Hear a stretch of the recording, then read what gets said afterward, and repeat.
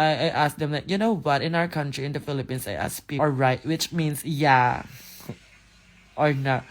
Tapos si Mama Gigi talaga pinapagalitan ako, yeah or no. But nar in the Philippines is seasoning. Nar seasoning.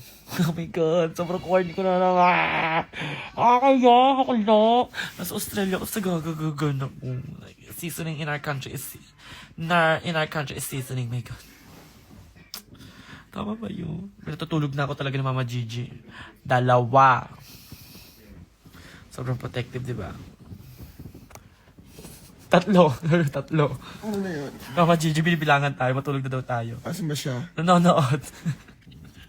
Matulog ka na din, ma. Alam mo, ikaw yung mas dapat matulog mo kasi mas matanda ka na sa amin. Matutulog, ang aircon dito.